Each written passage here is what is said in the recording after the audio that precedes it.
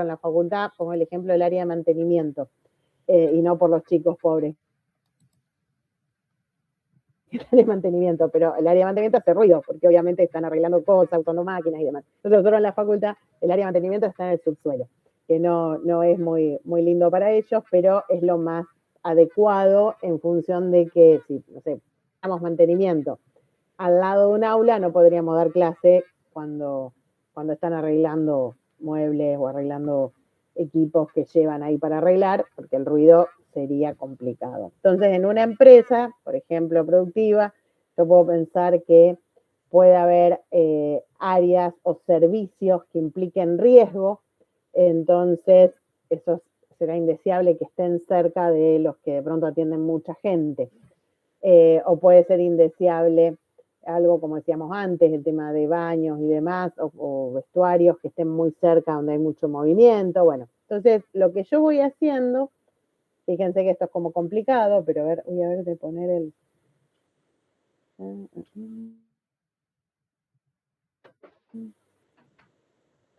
Ahí vamos.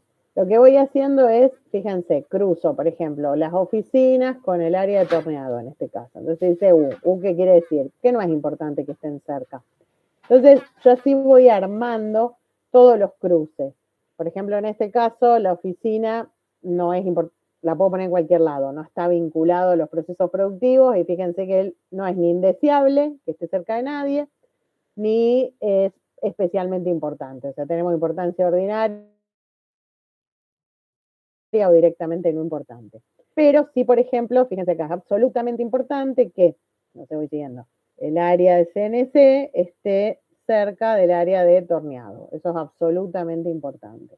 Es especialmente importante, por ejemplo, que montaje esté cerca de CNC también. ¿Sí? Es absolutamente importante que montaje esté cerca de inspección. Bueno, no está acá explicado de qué estamos hablando, así que no vamos a explicar por qué es importante o no importante, pero para que ustedes vean que lo que yo voy diseñando son cada una de las áreas o de las funciones o de los puestos, vinculándolos a la luz de este criterio. La verdad que no es nada sencillo, porque primero hay mucha subjetividad en esto de decir hasta dónde puede o no ser más importante. Y por otro lado, es bastante complejo después manejar esto, porque yo tengo que empezar acá, tendría que empezar a graficar, volviendo acá, perdón. Una vez que yo determiné los espacios, empezar a armar un gráfico de bloque, que no es más que un, vamos a hacerlo ahí. Espérame un segundito. El gráfico de bloque, lo que yo voy haciendo es ir poniendo las distintas áreas según el espacio. Entonces vamos a suponer que tengo un área B.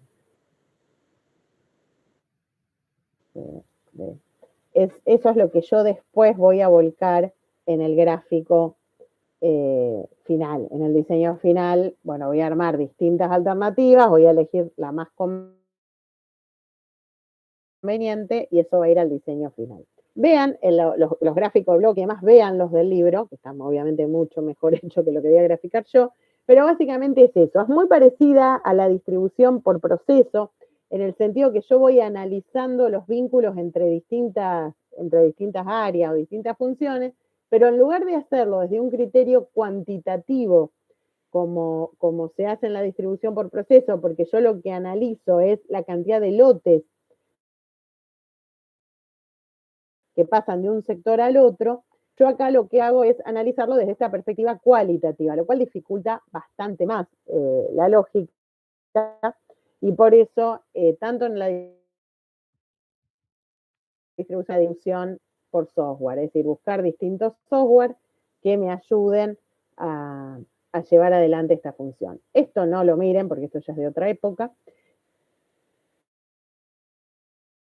pero sí sepan de que obviamente, por todo lo que venimos hablando, y la dificultad en sí de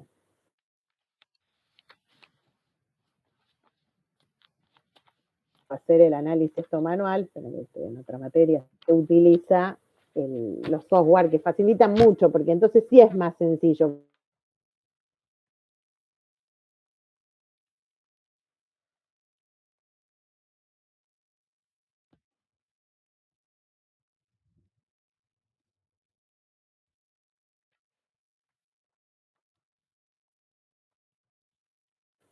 Ahí me ven y me escuchan, Sí, sí. pero en el medio se cortó, ¿no? En el medio se cortó. Sí. Pero cuando ya había terminado. Sí, cuando cerró el Power. Perfecto. Bien, bueno. ¿Alguna duda con lo que es distribución?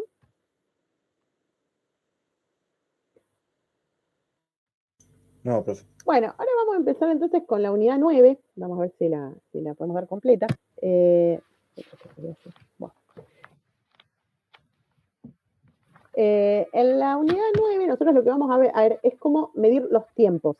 Cuando nosotros, esta unidad está muy vinculada a capacidad. Cuando uno determina la capacidad productiva de una empresa y dice, o de una planta, dice, fabrica tantas unidades por mes, por día, por año, de alguna manera es porque tiene un cálculo de qué tiempo lleva cada una de las actividades que integran ese proceso productivo. Para eso lo que se hace es medir el trabajo de las distintas personas que trabajan en la organización. Y antes de medirlo, lo que tengo que hacer es diseñarlo. Entonces, lo que vamos a ver en la unidad 9 tiene que ver con el diseño y la medición del trabajo.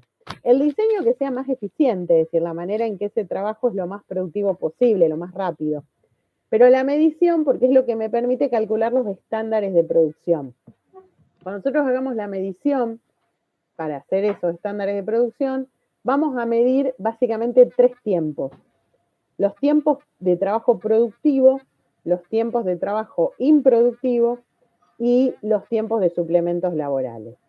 ¿Qué les parece a ustedes? ¿Qué será un trabajo productivo y qué será un tiempo de trabajo que es improductivo?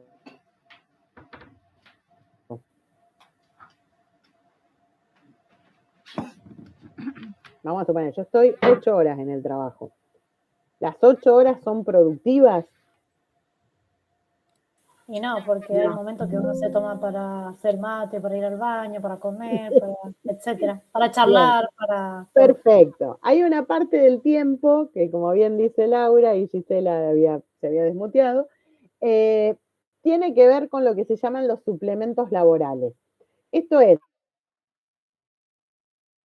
uno no puede pretender que una persona trabaje 8 horas de corrido, va a necesitar tiempos que tienen que ver justamente con esto, con los cortes necesarios para despejarse y poder seguir trabajando, las cuestiones de necesidades fisiológicas básicas, como puede ser comer, ir al baño, etcétera, y tiempos de descanso en sí mismo, que habrá trabajos que requieren más tiempo de descanso por el esfuerzo, sobre todo por los esfuerzos físicos que pueden demandar, y va a haber otros trabajos que lo que tienen es un estándar de suplemento laboral. Muy bien, entonces yo tengo los suplementos laborales, que muy bien explicó Laura por qué los tengo que tener. Pero después, ¿qué puede pasar? Vamos a suponer lo que nos pasó a nosotros recién. Yo ahora estoy dando la clase. ¿Esto se considera tiempo productivo o improductivo? Espero que ustedes me dirán. Productivo. Acá se me pongo nerviosa de la respuesta. A ver, Ricardo. Sí, productivo. Vamos que es productivo, vamos que se puede. me asusté un rato, ¿verdad? Digo, ¿qué me van a contestar? Bueno, esto es tiempo productivo. Pero vamos a suponer que recién que se me cortó internet, no sé por qué, fue un microcorte. Pero vamos a poner que no era un microcorte, como el otro día que se me puso, no sé si fue con usted o con la otra materia, se me puso la computadora toda negra. Y le digo, bueno, chicos, le mandé por WhatsApp, aguántenme que ¿fue con ustedes o fue con dirección general? No sé en qué materia me pasó.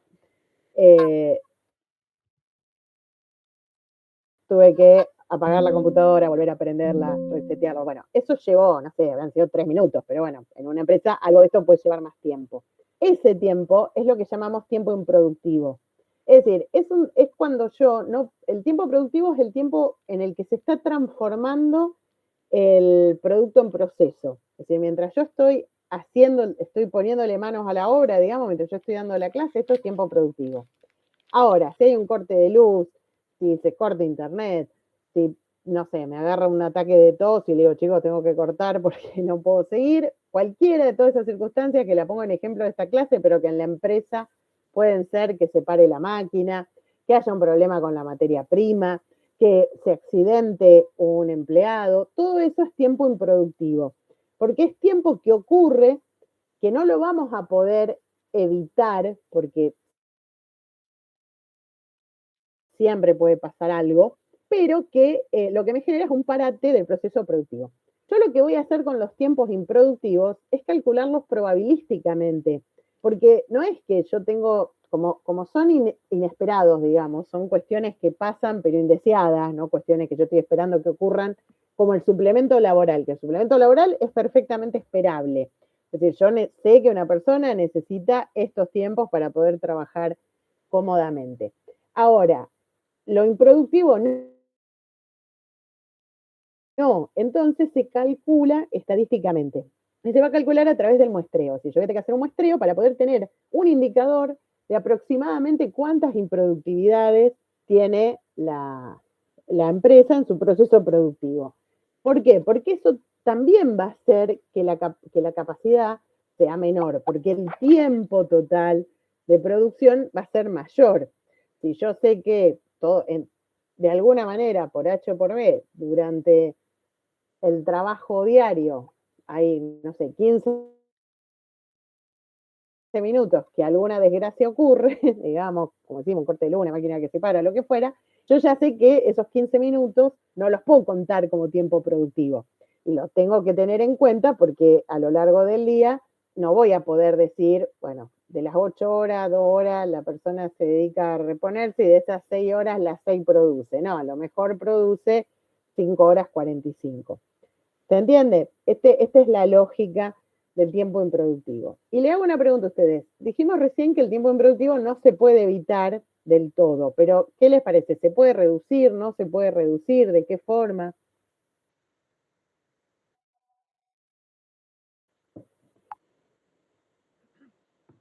Y por ejemplo, los accidentes laborales se podría reducir.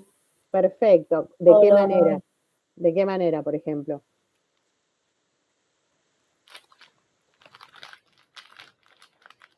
Está muy bien, Laura. Capacitando al personal. ¿Cómo? Capacitando al personal, por ejemplo, en el uso de las maquinarias, con los EPP. Capacitándolo, haciéndolo usar los elementos de seguridad, pues no es lo mismo si me pasa algo, yo tengo guante y tengo protección, a lo mejor no pasa nada, y si no es un accidente que paraliza el proceso productivo. Entonces, por ejemplo, yo los accidentes laborales puedo reducir la incidencia. Lo mismo con la parada de las máquinas, por ejemplo, a través del mantenimiento. A ver, a veces el tema de los cortes de luz, a veces sí ocurren azarosamente, pero muchas veces es porque no están bien los cableados o no está, o está sobresaturada la potencia. Entonces, yo tengo forma, no de evitarlo, porque vuelvo a decir lo mismo, como esto es azaroso, como si un accidente siempre puede ocurrir, o una máquina se puede parar, o una materia prima puede venir fallada, pero sí puedo reducirlo si trabajo con calidad total, si selecciono adecuadamente a los proveedores, si capacito al personal, si mantengo adecuadamente las máquinas, si hago todos los controles que ya lo vamos a ver en la unidad 13 de mantenimiento preventivo, correctivo. Entonces digo, bueno, lo que quiere decir esto es que yo lo voy a medir, pero también voy a trabajar para ir reduciéndolo. O sea, esa medición no es neutra. Yo lo que tengo que decir, bueno, una vez que detecto dónde están la mayoría de mis improductividades, ir trabajando sobre ellas. Un poco lo que vimos en calidad total, también se acuerdan cuando yo detecto que hay un error o que hay algo que no está funcionando, bueno, ver de qué manera lo puedo mejorar. Vamos entonces a ver todo esto. No es mucho más que esto la unidad, así que ya hemos hablado, creo, lo más importante.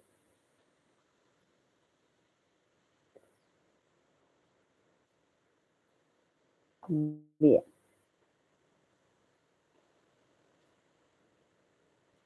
¿Están viendo ustedes?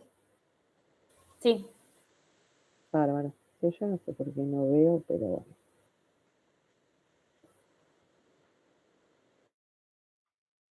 Bueno, es como les decía, por un lado vamos a medir el trabajo, pero también vamos a diseñarlo.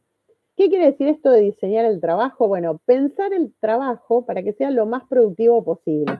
Entonces, verificar de qué manera yo puedo redefinir los procesos productivos para que los tiempos sean los menores posibles.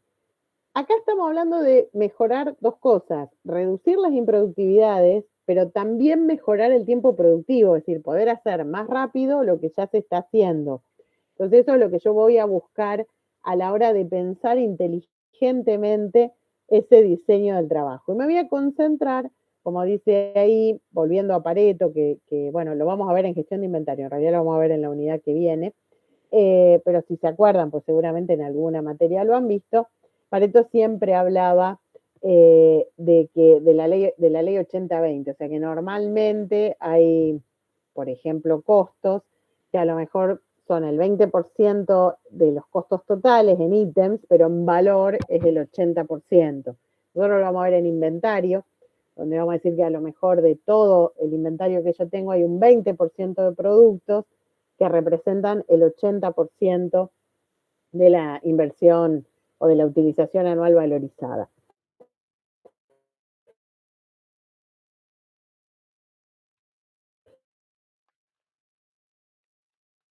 Entonces, centrales, que me tengo que concentrar porque tal vez son las que más tiempo me hacen perder. Entonces, a la hora de diseñar el trabajo, es bueno poder también discriminar qué tareas son las que generan más improductividades o las que generan menos productividad.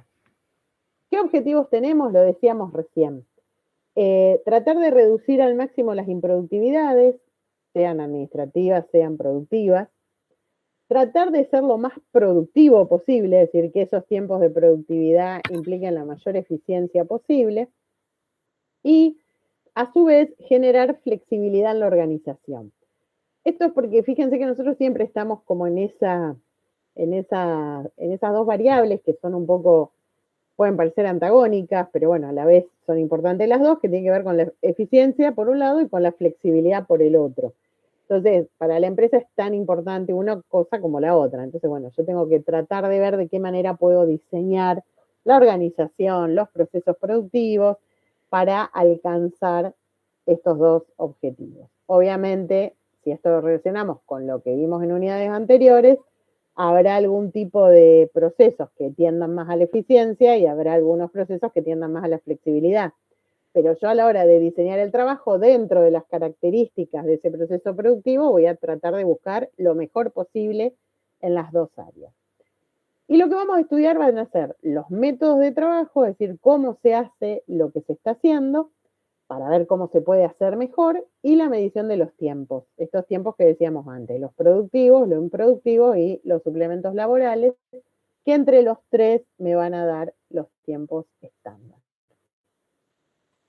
¿Cómo estudio los métodos de trabajo?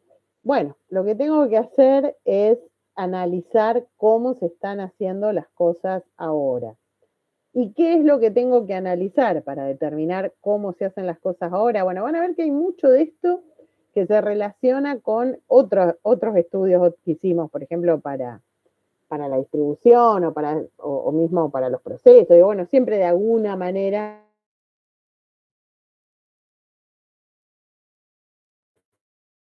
está vivo. En la distribución el objetivo estaba puesto en cómo se configura la planta y acá el objetivo está puesto en cómo reduzco tiempos, concretamente tiempos durante el proceso, no tiempos de recorrida, que igual lo vamos a mencionar acá también porque también juegan, pero además los tiempos durante el proceso. Siempre recuerden, ¿por dónde voy a arrancar? Por ver la mezcla de productos. ¿Qué es lo que yo estoy produciendo? La mezcla actual y la mezcla futura, porque siempre que estoy haciendo diagnóstico y que estoy haciendo planificación, tengo que pensar si la cosa va a cambiar, cómo me va a afectar en este modelo que estoy construyendo. Esto es básico porque obviamente no es lo mismo, lo decíamos también en capacidad, no es lo mismo medir la capacidad en una empresa si fabrica un producto, si fabrica 3, si fabrica 8, qué productos son los que conforman la mezcla. Bueno, entonces acá es igual, yo voy a tener que estudiar los tiempos para esos distintos productos.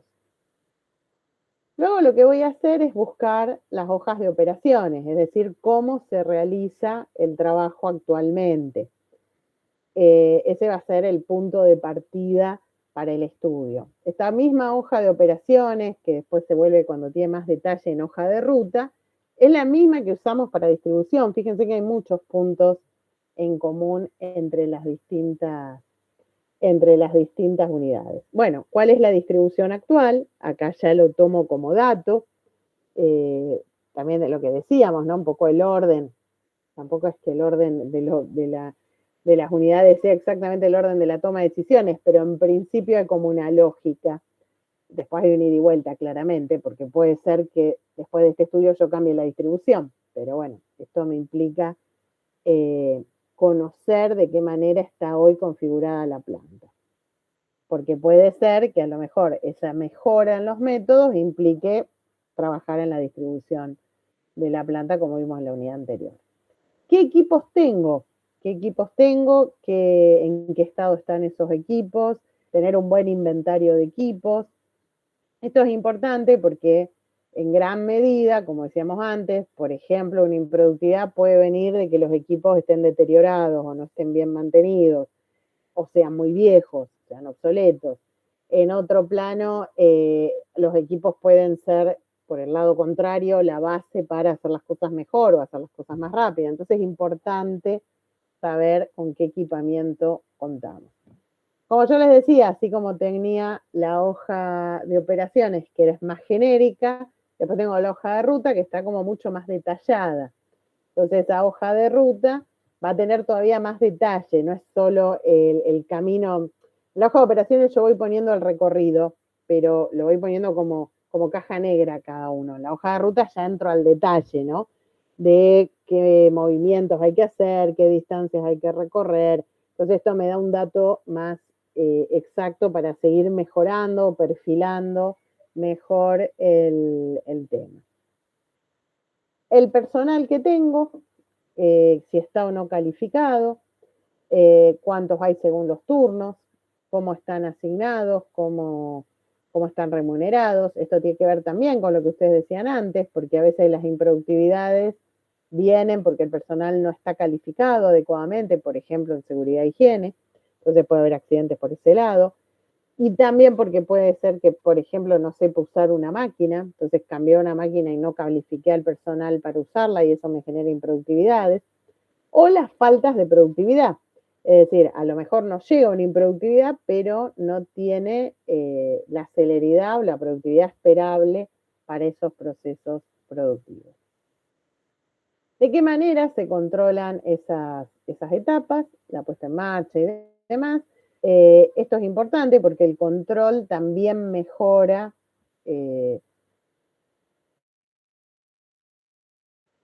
mejora tanto la eficiencia como reduce las posibilidades del tiempo improductivo.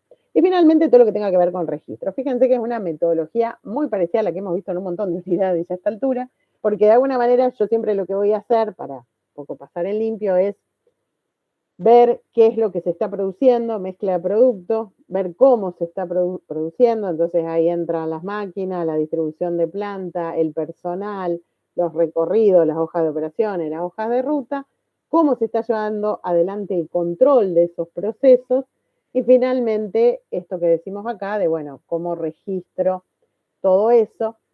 ¿Por qué? ¿Cuál será la importancia de registrar la situación de partida?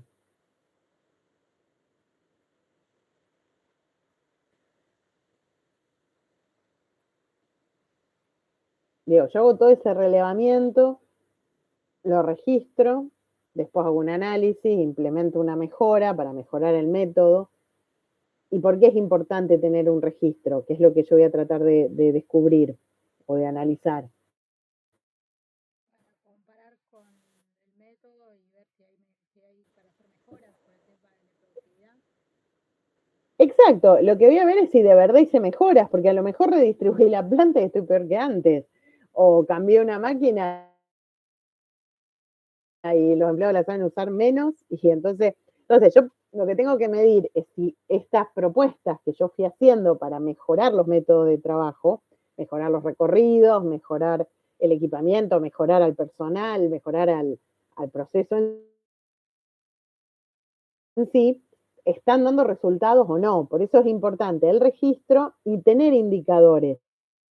Tener indicadores que me van a permitir evaluar si es efectivo. Reduje accidentes de trabajo, como ustedes decían antes, reduje, no sé, paradas de máquina, se generó un mejor equilibrio entre mantenimiento preventivo y mantenimiento correctivo. Entonces, si yo no lo registro, no sé si de verdad lo que hice mejoró la situación, o si estoy igual o si estoy peor. Entonces, esta etapa 8, que es como de anexa, porque digo, bueno, todo lo otro tiene que ver con el proceso productivo en sí, posterior, pero fundamental para poder mejorar y ver que de verdad las propuestas que yo estoy haciendo, los rediseños que estoy haciendo, tienen sentido. Bien, ¿alguna duda con lo que es método de trabajo? No.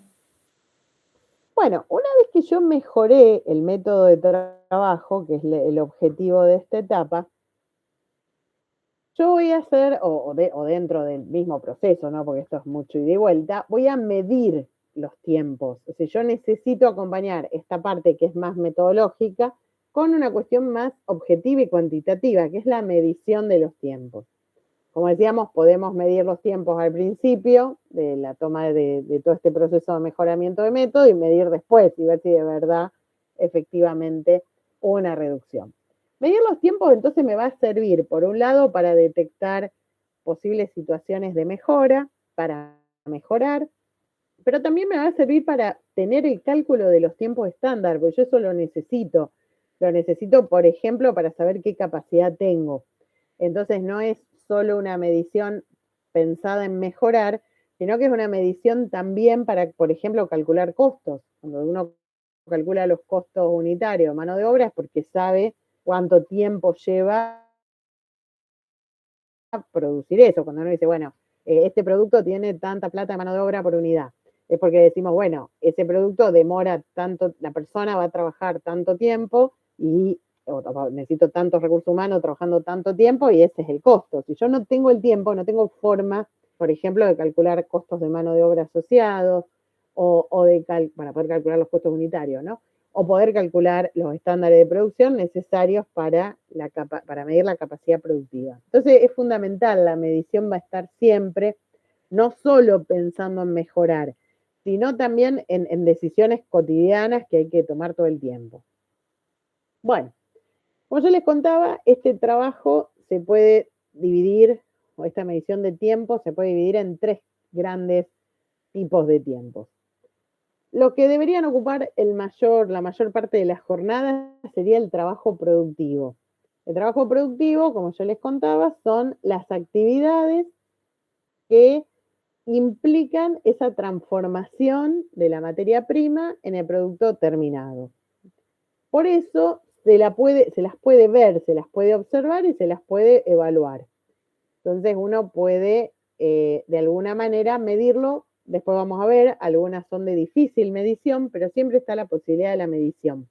Porque no es algo aleatorio que aparece al azar, sino que tiene que ver con la planificación del trabajo, tiene que ver con el método de trabajo que nosotros hayamos elegido.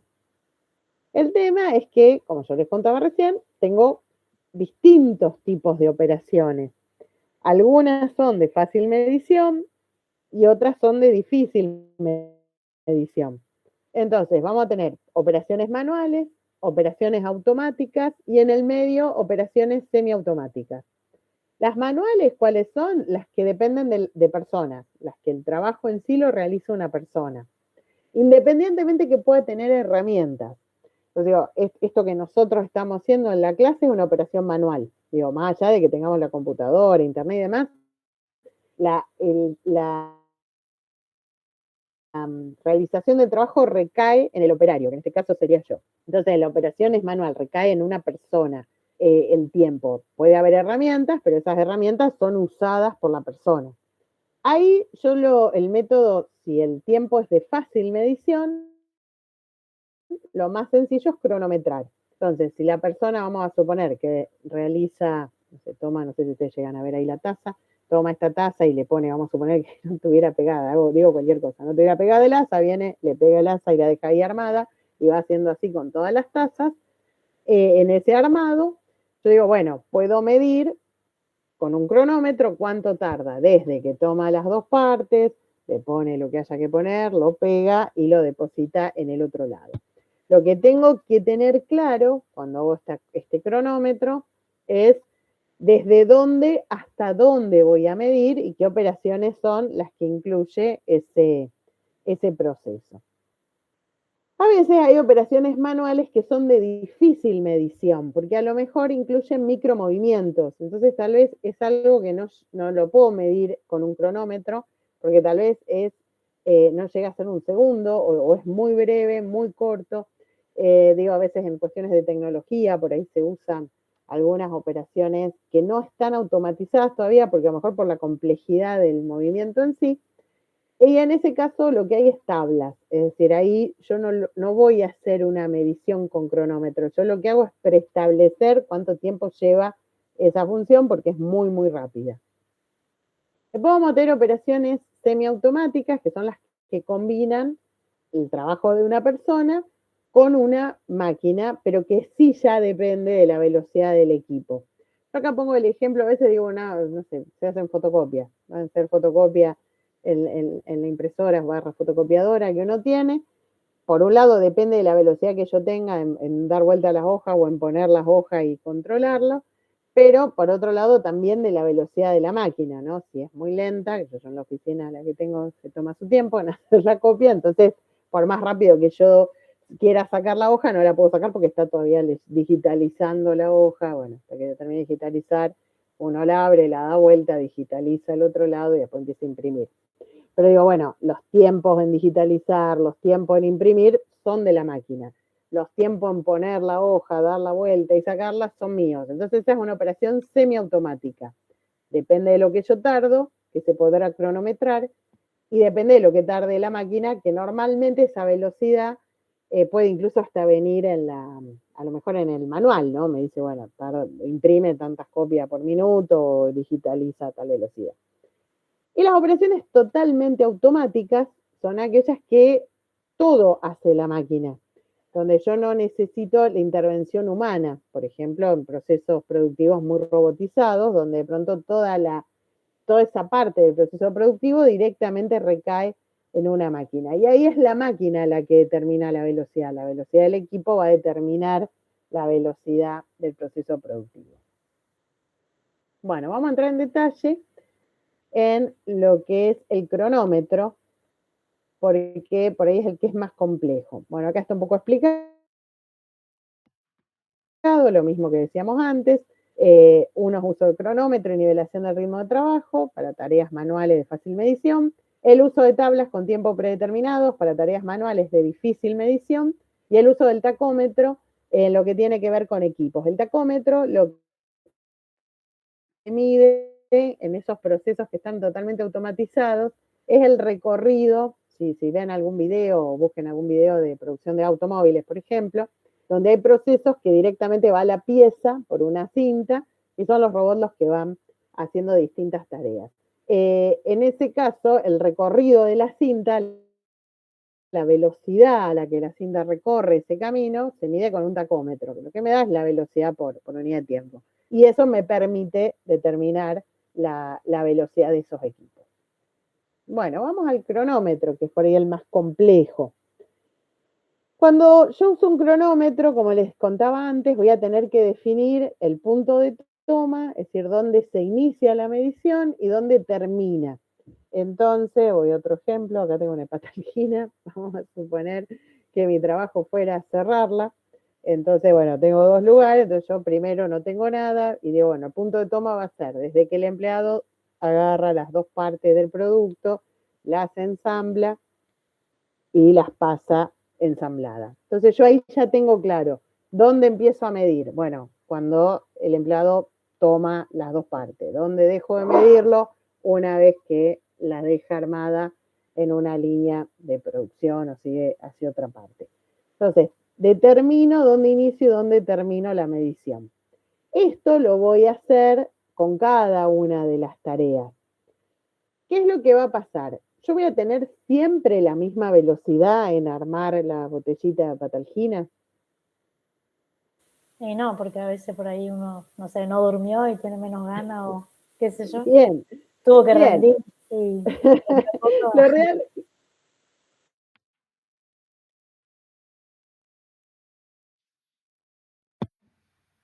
bueno, no los veo más. Laura, Laura, muy bien. Lo que decía Laura recién. A ver, ¿qué puede pasar? Por un lado puede pasar que yo un día esté como muy acelerado y entonces hago todo rápido, y otro día esté como más lento por cualquiera de estos motivos que dice la compañera. Entonces, lo que hay que hacer, que es la parte más difícil, y por eso hay gente que se dedica a esto, o sea, no lo puede hacer cualquiera, es esta normalización del tiempo medido. Es decir, detectar si el tiempo medido refleja algo que es sostenible y que es normal en esa persona, o el tiempo medido está o muy bajo o muy alto, digo, o sea, o está muy despacio o está muy rápido. Entonces hay que normalizarlo. Y eso lo vamos a ver después en algunos ejercicios. ¿Qué quiere decir? Que a lo mejor yo digo, bueno, sí, tardo en promedio 5 minutos, pero lo real es que esa velocidad no la puede sostener y entonces yo le agrego un porcentaje y digo, bueno, el tiempo normal, más allá que el promedio me haya dado 5 minutos, el tiempo normal es de 5 minutos y 20 segundos. O al revés, digo, bueno, no, evidentemente estaba medio torpe hoy, digo, medio colgada, entonces tardó 5 minutos, pero un tiempo normalizado sería de 4 minutos 40 segundos. Eso es lo que se llama normalizar. De alguna manera es poder determinar un valor que se considere apto para todo el personal, además, porque después vamos a ver que hay gente que es más eficiente o gente que es menos, pero yo tengo que calcular un promedio, porque cuando calcule costos, cuando calcule capacidad productiva, no la calculo en función de un empleado, la calculo en función de todos los empleados que tengo. Entonces, tengo que analizar determinar una cantidad de tiempo que sea lógica, a partir de lo que cronometré, pero también a partir de ese análisis de factibilidad de que eso se sostenga en el tiempo. El otro punto, que esto tiene que ver con lo que decía Laura recién, pero el otro punto es que yo durante la misma jornada no voy a estar igual toda la jornada. No es lo mismo apenas llego que cuando me estoy por ir. Entonces, normalmente lo que se hace es tomar varias mediciones durante el día, porque como decíamos antes, más allá de mi estado de ánimo, de mi propio día, yo hoy mismo, si agarro y hago esto, no voy a dar el mismo tiempo todas las veces, para poder calcular un promedio. Y se recomienda que esas distintas mediciones que yo haga se hagan en 3 momentos distintos. Luego de la primera hora de inicio, a la mitad de la jornada y 1 hora antes del fin de turno. Normalmente no se mide apenas la persona llega o cuando la persona ya se está por ir, porque también es real que a veces hay actividades que tienen que ver con ponerse en el lugar, empezar a trabajar y demás, hasta que uno toma ritmo, y que antes de irse a lo mejor hay que cerrar las cosas, bueno, o hacer alguna actividad distinta. Entonces se toma estos 3 momentos, que acá dice 3 mediciones, pero en realidad pueden ser más de 3 mediciones. Yo podría tomar 20 mediciones, pero lo importante es que no sean las 20 mediciones una después de la otra, sino que sean en 3 momentos distintos. Lo que yo voy a hacer de todo eso es calcular un promedio normalizado de cada una de las operaciones. Y después voy a medir 20 operaciones contiguas. Vamos a suponer, yo contaba este caso de Patalgina, que esto viene de un momento anterior donde alguien le pegó la etiqueta a la botella, pero viene de un momento anterior donde alguien llenó la botella. Y va a un momento posterior donde alguien cierra la tapa para que no se pueda abrir y después alguien lo pone en una caja y después alguien más. Entonces, lo que hago es tomo toda esa secuencia de operaciones y mido el tiempo total. Ese tiempo total, en teoría, debería coincidir con la sumatoria de los tiempos que midieron a cada uno de los que forman parte de este proceso productivo. Se considera que es adecuado si hay una diferencia de más o menos el 5%. Sería muy improbable que me dé exactamente lo mismo, pero si la diferencia es mayor, tengo que volver a medir o ver en qué operación la medición no reflejó la realidad. ¿Se entiende? Esto es una forma de control de que ese tiempo que yo determiné como un tiempo productivo promedio normalizado es real. O sea, en el proceso productivo, mientras voy pasando por las distintas operaciones, se va dando ese total. Bien. Acá está un poco explicado lo mismo que les contaba antes, que cuando yo tengo los que son de difícil medición, lo que hago es uso tablas con tiempos predeterminados, que esto parten de una descripción de las actividades y de los movimientos de los brazos, y en el tacómetro lo que analizo es la recorrida en metros cuando hay líneas de producción que llevan a producto de un lado para otro. Bien, ¿alguna duda con el trabajo productivo?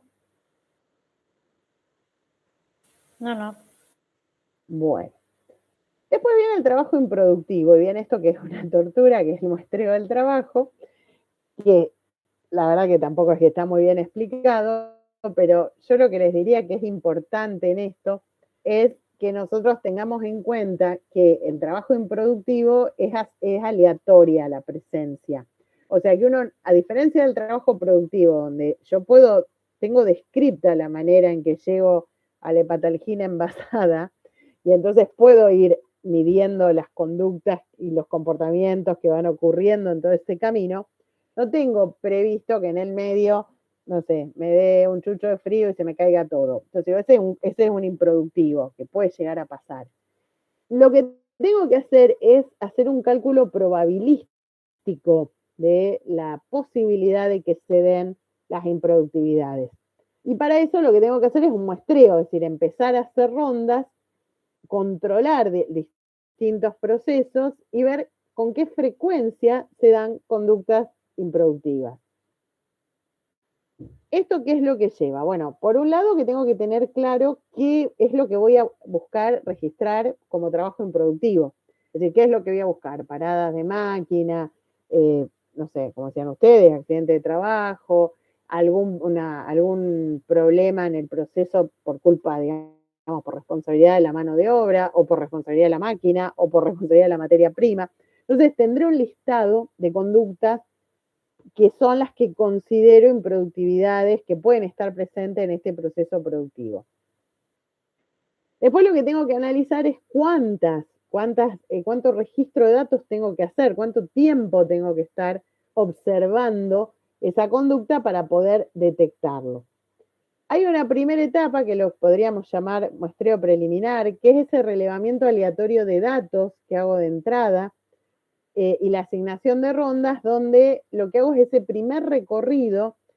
¿Por qué hago ese muestreo preliminar? Porque eso a mí me va a permitir calcular cuánto tiempo realmente tengo que hacer las rondas y el control de ese proceso productivo para tener una probabilidad sensata, para poder proyectar de lo que vi a la vida real. Porque, a ver, si yo solo, no sé, miro 4 rondas de esto que decíamos, bueno, esta vuelta de hacer las hepatalginas, y me quedo y miro el recorrido, hago el recorrido por todo el proceso productivo 4 veces. Mejor no ocurre nada en esas 4 veces, y eso no quiere decir que no haya trabajo improductivo. O a lo mejor justo pasa de todo, y eso tampoco quiere decir que siempre va a pasar de todo. Entonces, acá la dificultad, como en cualquier muestreo, es saber cuántas son las observaciones necesarias para que sea representativo lo que yo pueda determinar. O sea, que yo pueda decir, como decíamos antes, no sé, en un 2% de los casos ocurre esto, en un 1% de los casos ocurre esto otro. Para poder llegar a esa conclusión, tengo que tener un muestreo que esté bien calculado. No es sencillo, pero el muestreo preliminar lo que me da un poco es el indicador de cómo armar después el plan de muestreo. Acá llega hasta el plan de muestreo, que es donde yo determino la cantidad de observaciones y cómo se va a distribuir esas observaciones, cuántos días voy a ir a observar, en qué horarios y demás, para tener, como dice arriba, ese nivel de confianza, para poder llegar a un número que sea realmente representativo. Después lo que tengo que hacer es aplicarlo, ¿no? Aplicar eso y empezar a registrar, y eso me va a permitir determinar el índice o el porcentaje de trabajo improductivo. Bueno, y finalmente llegamos a lo que decía Laura al principio, que serían los suplementos laborales. Los suplementos laborales sí son previstos, son fijos, están determinados por estos tiempos necesarios para que la persona pueda estar trabajando con una calidad y un bienestar laboral lógico. Están previstos por la Organización Internacional del Trabajo y obviamente dependen del tipo de tarea. Están estos suplementos constantes que son para cualquier tipo de trabajo y, como decíamos, que prevén estas cuestiones de necesidades fisiológicas, de descanso, de reponer energías y demás. Y por otro lado están aquellos variables que son propios a condiciones laborales que puedan tener alguna complejidad. Si pensamos en una persona que maneja un torno, por ejemplo, cuando vemos a que están rompiendo las calles, digo, bueno, no puede esa persona estar con el mismo ritmo de trabajo que un trabajo donde uno está en oficina, sentado, frente a la computadora, y bueno, cada uno tendrá sus bases, pero obviamente hay algunos que tienen los suplementos normales, digamos, o constantes, y otros que tienen suplementos adicionales por las características de la operación. En todos estos casos, lo que implica el suplemento laboral es que yo entiendo que una parte del día, una parte de esas 8 horas que la persona tiene destinada a trabajar, no la va a destinar a trabajar porque la va a destinar, como decíamos antes, a cumplir con estos requisitos. Entonces, cuando yo tomo las horas productivas, tengo que saber que no son el total. Si la persona trabaja 8 horas, quizás su trabajo productivo total sean 7 horas o sean 6 horas y media, porque tengo que contemplar determinados porcentajes de esa jornada que lo va a destinar a estas cuestiones, ¿no? Y esto es lo que me va a permitir finalmente determinar el estándar de producción. El estándar de producción entonces va a estar compuesto por el estudio de los métodos, es decir,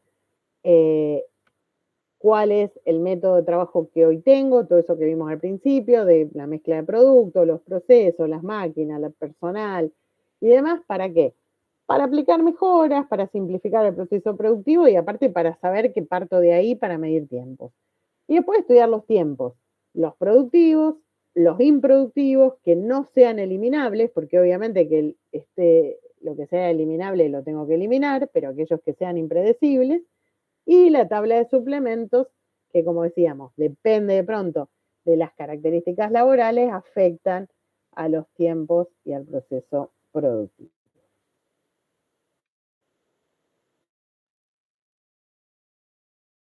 Bien, vuelvo a ustedes. Estamos. Vamos a presentar. Bien. Bueno.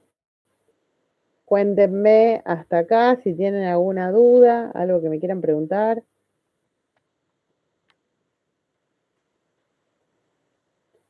Bueno, si quieren lo que vamos a hacer, ya que tenemos, es la práctica de la 9.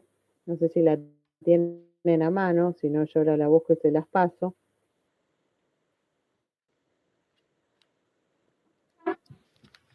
Así hacemos los ejercicios.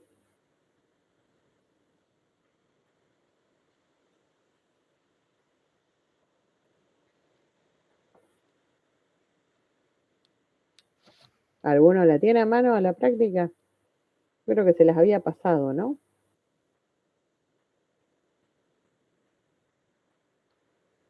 Acá, bueno, se las vuelvo a pasar así.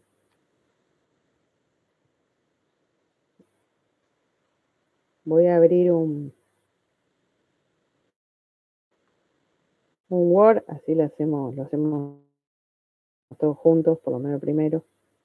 Que no sé, no me deja mandarlo.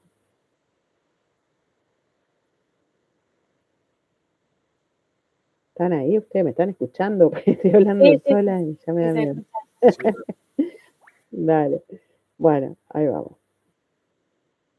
Se los vuelvo a pasar, pero lo tienen ahí nomás, pero se los paso de nuevo, así los tenemos todos mal. Y voy a abrir un Word para hacer los ejercicios juntos. Bueno. Me queda un relojito. ¿Les llegó algo a ustedes por WhatsApp? Ah, bueno. Ahí va. Ahora como que no me salía, pero bueno, esperen que vamos a abrir un Word.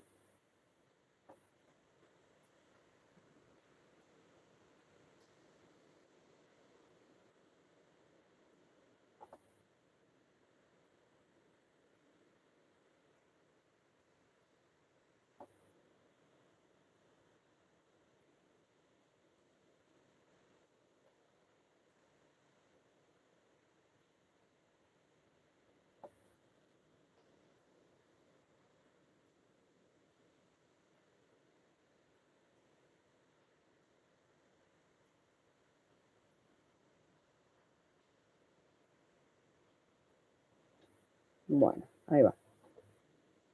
Ahí está. ¿Ahí ven bien el Word? Sí. Bueno, vamos a ir leyendo entonces. Esperen que encuentre la práctica.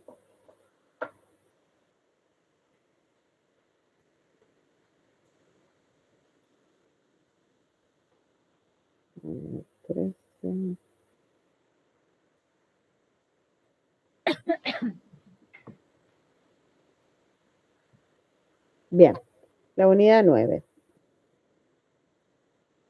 Vamos a los casos prácticos. Dice, si Charlie, ¿lo tienen a mano todos? ¿Lo están viendo? Sí, sí. Bien. Dice, si Charlene Brewster, bueno, una persona, no importa quién, tiene tiempos de, quiere decir que cada vez que yo la medí, hice eso del cronómetro, ¿no? Entonces medí que tarda 8,4, 8,6, 8,3, 8,5, 8,7 y 8,5. Y su calificación de desempeño es del 110%. Entonces me pregunta, ¿cuál es el tiempo normal para esta operación? ¿Qué haríamos con eso? ¿Qué harían ustedes? A ver, primero cuéntenme. ¿Qué número de ejercicio, profe? Los casos prácticos, fíjate en la unidad.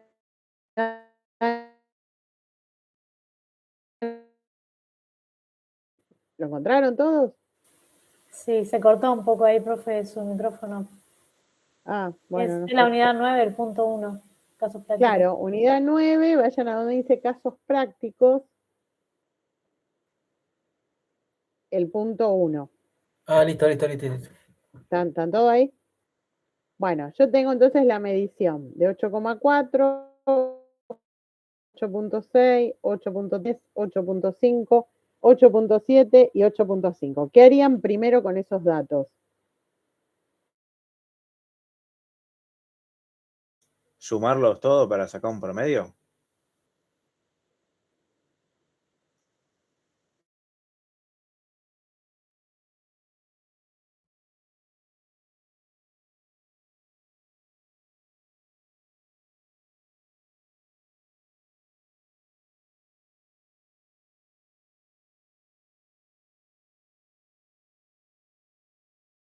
Se cortó. Ahí volví. Ahí volví.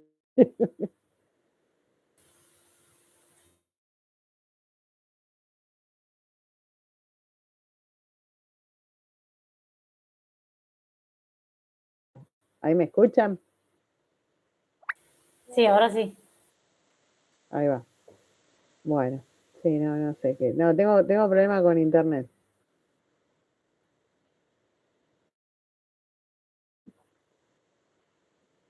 No, porque no sé si estoy. ¿Me están escuchando o no? Sí, Sí, profe. sí. Ah, bueno, porque a mí me figura como que perdí conexión de la red, por eso, no sé, me figura como que no tengo conexión. Pero bueno, a ver, les pregunto a ustedes, si yo tengo todas esas mediciones, ¿qué es lo primero que harían? Yo pienso como Ricardo, sumar todas y hacer un promedio.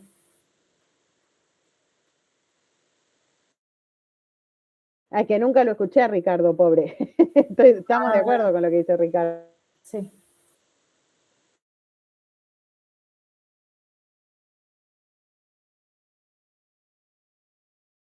medio. No, para que, no, porque, no sé, porque me voy y vuelvo. Ahí, Sí, ahí me están. ahora volvió.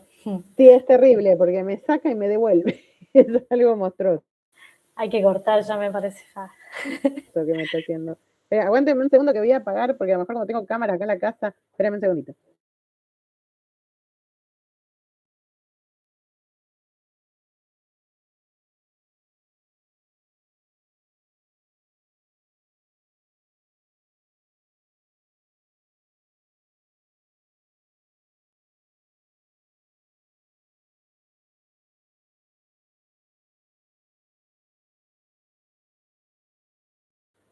Voy a intentar seguir. Ahora fui a apagar las cámaras, porque me parece que el wifi como que se colapsa por momentos. Bueno, entonces, nosotros teníamos, como bien dice Ricardo, hacemos el promedio. Entonces, 8.4 más 8.6 más 8.3 más 8.5 más 8.7 más 8.5. Bien. Y esto dividido 1, 2, 3, 4,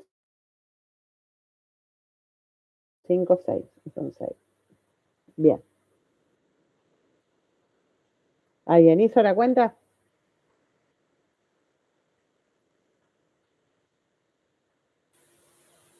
Me dio 8.5 a mí. Bueno, 8.5. Vamos a creerte. Bueno, ahora este ejercicio me dice que ella tiene un desempeño de 110%. ¿Eso qué quiere decir? ¿Que ella es más rápida o más lenta que lo normal?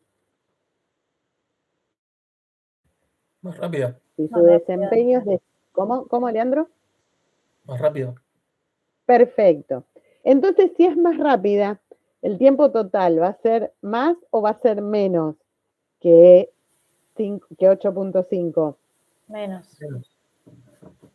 Si ella es más rápida, ella tarda, por ejemplo, 8 minutos y medio. El resto tarda más o tarda menos que ella. Y el resto tarda más. Tarda más. Entonces, ¿qué tengo que hacer? 8.5 por cuánto? ¿Por el 10% o 1.1? 1.2. Por 1.1. Perfecto. Entonces, ella es más rápida.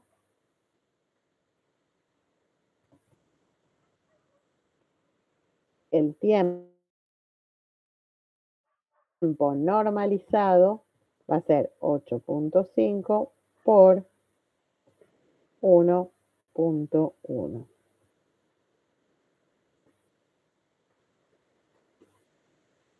Calculadora.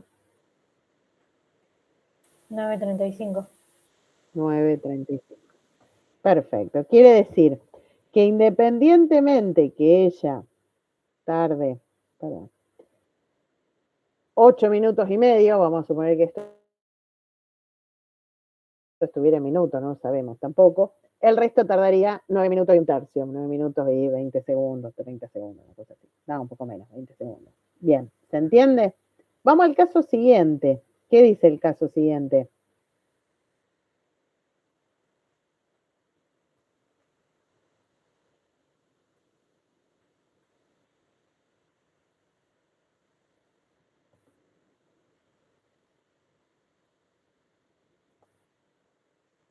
Que tiene un desempeño del 90%. ¿Cómo? Que tiene un desempeño del 90%. Perfecto, que tiene un desempeño del 90%. ¿Eso qué quiere decir? Que ella va más lento. Que ella va más lento. Entonces, la mayoría de la gente, bueno, si yo lo normalizo, va a ser un número más grande o más chico. Más chico. Más chico. Entonces, ¿qué hago? Tomo el caso, vamos al 2, ella es más lenta. Entonces, el tiempo normalizado, ¿cuál va a ser? 8,5 por 0,90. perfecto, por 0,90.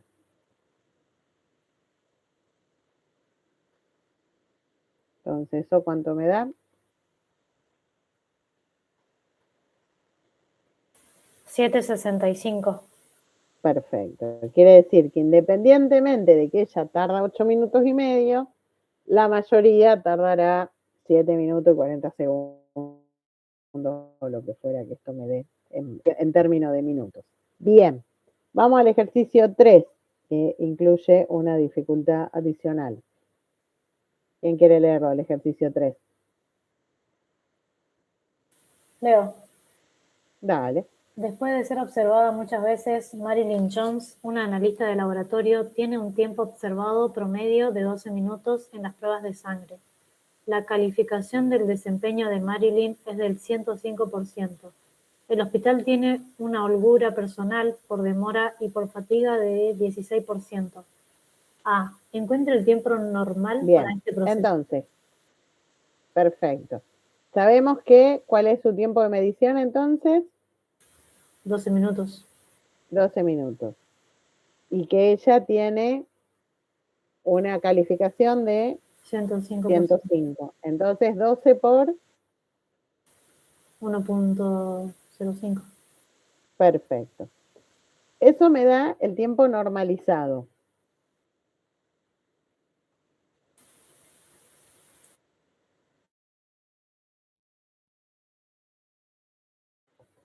¿Cuánto? 12,6.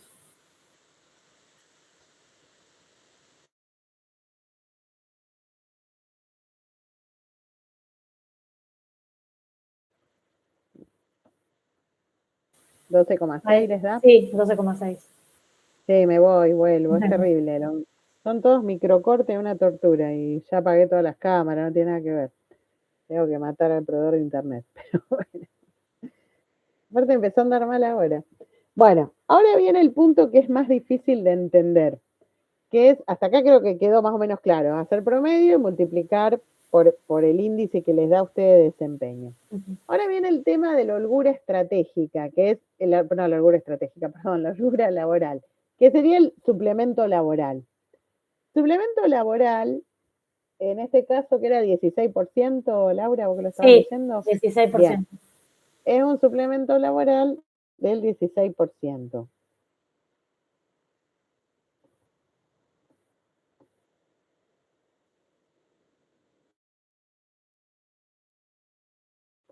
¿Qué haríamos para llegar al tiempo estándar? Porque el tiempo estándar incluye el tiempo normalizado, o sea, 12,6, y tiene que incluir el suplemento laboral.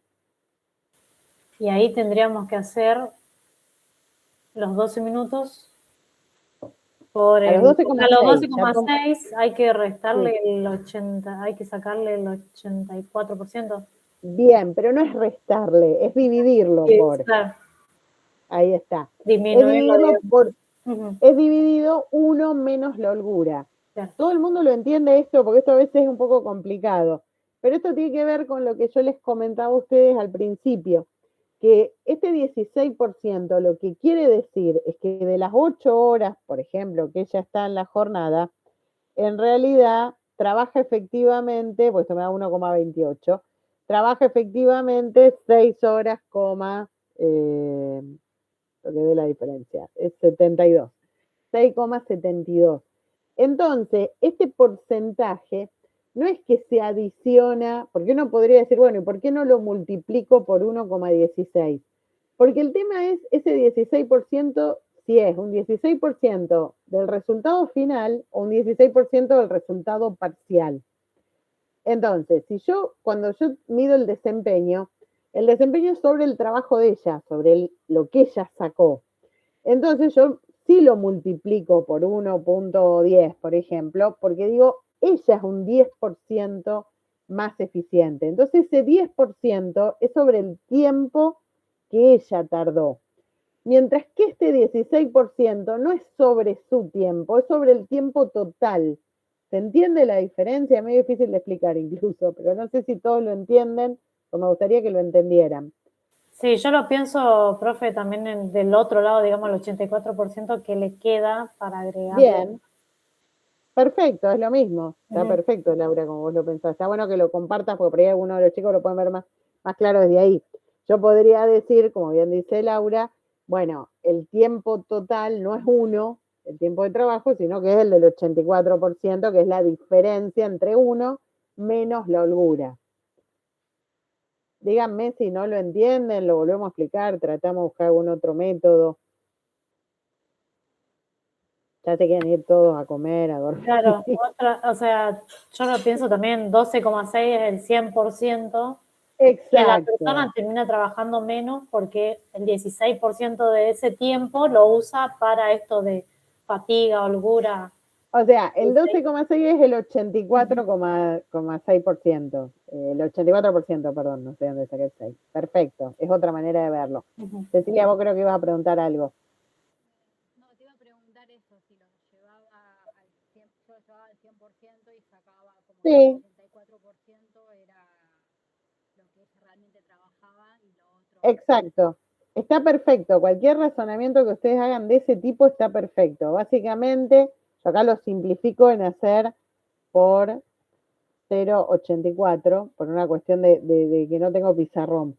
Pero para que ustedes lo piensen, cualquiera de esas alternativas son válidas. Es decir, yo puedo pensar, bueno, ese 12,6 es del 84. Ahora, ¿cómo? No, perdón, dividido. Puse por.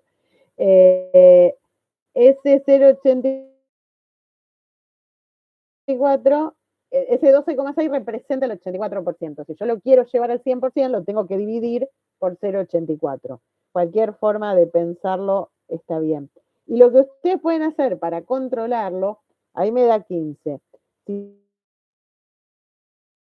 Si yo a 15 le calculo el 0,16 y se lo resto, me da 12,6. La forma de controlarlo podría ser decir, bueno, ese 16% es sobre 15, no sobre 12,6, porque el suplemento laboral afecta el total del tiempo trabajado.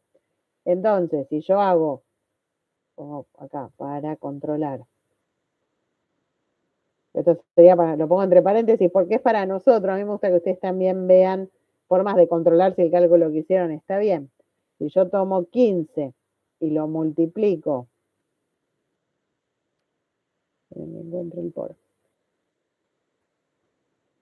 por ese 16%, me va a dar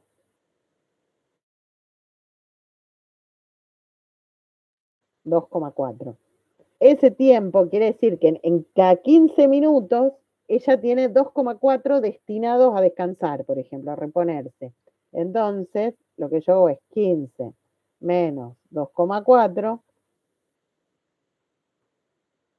y eso me da los 12,6. Entonces, estoy tranquila que para llegar a que ella efectivamente trabaje 12,6, como dicen ustedes, que es el